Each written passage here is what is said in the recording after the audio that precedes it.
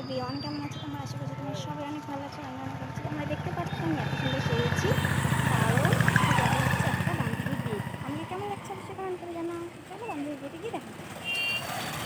দেখো বন্ধুরা, বান্ধবী হচ্ছে টোটো পাঠিয়ে দিয়েছে, আর এখন আমি এই টোটোর মধ্যে উঠে যাব। তো চলো বন্ধুরা, আমরা কত দূর যাই, কখন গিয়ে পৌঁছাই, সবটা তোমাদের সাথে শেয়ার করব। বান্ধবীর বিয়ে বলে কথা। তো গাইস, ভিডিওটা কেমন লাগবে অবশ্যই আমাকে কমেন্টে জানাবে। তো চলো যাওয়া যাক। এখন বান্ধবী টোটোতে উঠবে। দেখো তো গাইস, আমার বান্ধবীটা আজকে কি সুন্দর সেজেছে, দেখো।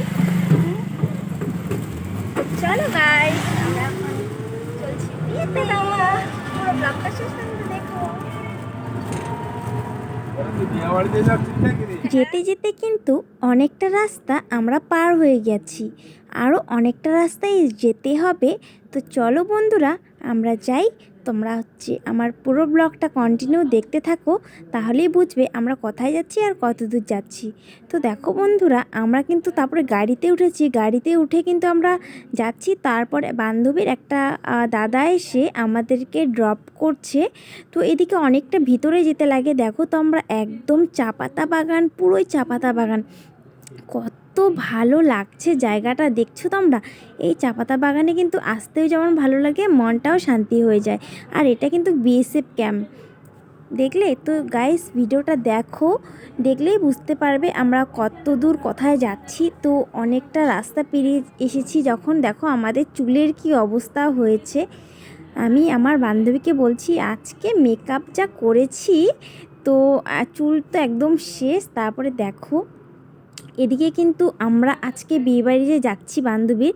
এর বাড়ি হচ্ছে চাউলহাটি। তো চাউলহাটি এদিকে আসছি। তো এদিকে কিন্তু বিএসএফ ক্যাম্প ছিল একটা, সেটা পার করে এসেছি।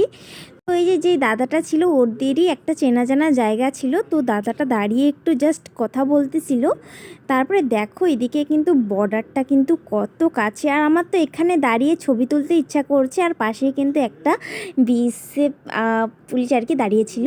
তো যাই হোক, আমরা দেখতে দেখতে কিন্তু বান্ধবীর বিয়ে বাড়ি চলেই আসলাম। দেখো বাড়িটা কত ভেতরে। তো আমি তো জাস্ট কি বলবো আর। দেখো বিয়ের কিন্তু প্যান্ডেলটা কিন্তু দারুণ সুন্দর করেছিল। দেখো এই ডেকোরেশনটা তো আমার দারুণ লাগে। তারপরে দেখো বান্ধবীর বাড়িতে চলে আসলাম। এই যে বান্ধবী আমাদেরকে দেখে হাসছে আর বলতেছে, এত লেট করলি কেন, একটু তাড়াতাড়ি তো আসতে পারতি।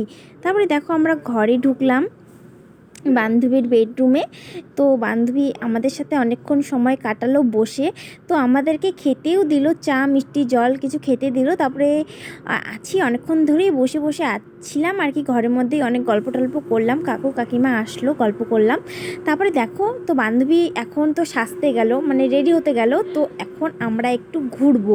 তো পুরো বিয়েবাড়িটাকে ঘুরে দেখি, আর তোমরাও দেখতে থাকো। আর বান্ধবীর বিয়ের কি ডেকোরেশন করেছে আমরাও দেখি। আমি তো মণ্ডপে ঢুকেই অবাক হয়ে গেছি। দেখো বান্ধবীকে একটা কার গিফট করছে, মানে ভাবা যায়। দেখো এই কারটা কিন্তু আমার দারুণ লাগে। আর এই যে বান্ধবীর বসার কিন্তু ডেকোরেশনটাও অনেক সুন্দর করেছে। তো গাইস, দেখলে আমরা বান্ধবীর বাড়িতে ঘুরতেছি, আর হচ্ছে অনেক মজা হইলো আর কি। আর কি করছি, আর অনেক তাড়াতাড়ি বাড়ি চলে যাব জানোই, কারণ অনেকটা দূর আসলাম আমরা এদিকে। আর দেখতে থাকো পুরো ব্লগটা। চা পাতা বাগানের সামনে দাঁড়িয়ে কোনো দিন ভিডিও করাই হয়নি বন্ধুরা। তার জন্য আজকে যেহেতু সুযোগ পেয়েছি, একটা কিন্তু বান্ধবীর বাড়ির পিছন পাশে গিয়ে কিন্তু এই ভিডিওটা করলাম, আর অনেক ছবিও তুলেছি। তারপরে কিন্তু দেখো, দেখতে দেখতে কিন্তু সন্ধ্যাও হয়ে গেছে, আর এখন কিন্তু লাইটগুলো অনেক ভালো লাগছে। আগে বলো আমাকে দেখে কেমন লাগছে।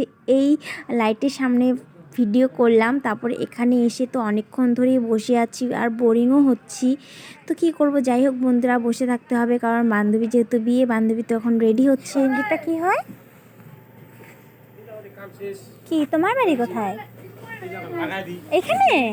ও, সঙ্গীতে দিদি হয়, দিদি বলে ডাকো? পিসি কি বলে ডাকো? পিসি ডাকেও? গোলু গুলো। আমি কে বলো তো? কে? আসো এখানে, আসো আমার এখানে আসো। আমি কে বলো তো? আমি হচ্ছে তোমার সঙ্গীতার হচ্ছে বান্ধবী, বুঝেছো? দেখো গাইস, ছোট ছোট বাচ্চাদের সাথে গল্প করছি।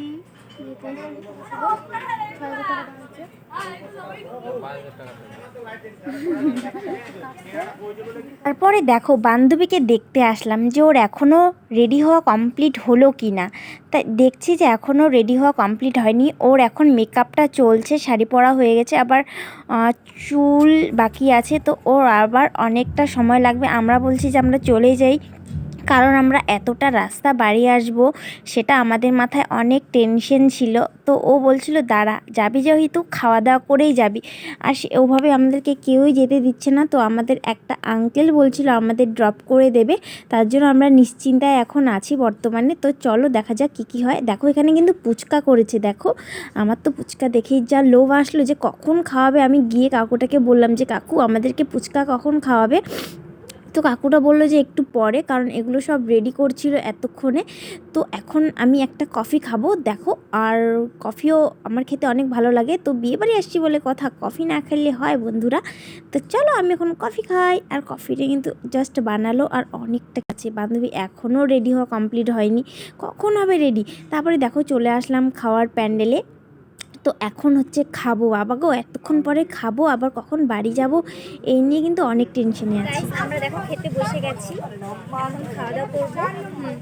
তো চলো বন্ধুরা এখন আমরা খাই। তো দিয়ে দিল স্যালাড, ভাত, ডাল, বাঁধাকপির পকোড়া, ফুলকপি রোস্ট, তারপরে দিয়ে দিল পাবদা মাছ, তারপরে দিয়ে দিল ফ্রাইড রাইস। তো চলো এখন আমি খেতে থাকি। বান্ধবী কিন্তু দারুণ খাচ্ছে মাটন দিয়ে। তো দেখো মিষ্টি আর চাটনি কিন্তু লাস্ট পাতে দিয়ে দিল। তো এখন আমি ফটাফট খাচ্ছি, কারণ অনেক তাড়াহুড়া করে খেয়ে তাড়াতাড়ি বের হতে হবে, একটুও সময় নেই। তোমাদের কিন্তু লাস্টেরটুকু দেখাচ্ছি, ফার্স্ট পর্যন্ত দেখাইনি, তার জন্য সরি। তারপরে দেখো এখন চলে যাবো বাড়ি বন্ধুরা। তো খেলাম, এখনই যাবা? হ্যাঁ হ্যাঁ এই তো বেরোচ্ছি। অঙ্কিতার একটা কাকিমা বললো তোমরা কি এখনই বাড়ি যাবা? হ্যাঁ আমরা এখনই বের হব। তো বন্ধুরা দেখো আমি একদম বাড়ি চলে এসেছি, আর এখন চেঞ্জ করব, হাত মুখ ধুয়ে জাস্ট ঘরে ঢুকলাম। তো বন্ধুরা আমার এই বান্ধবীর বিয়ের ব্লগটা কেমন লাগলো অবশ্যই আমাকে কমেন্ট করে জানাবে।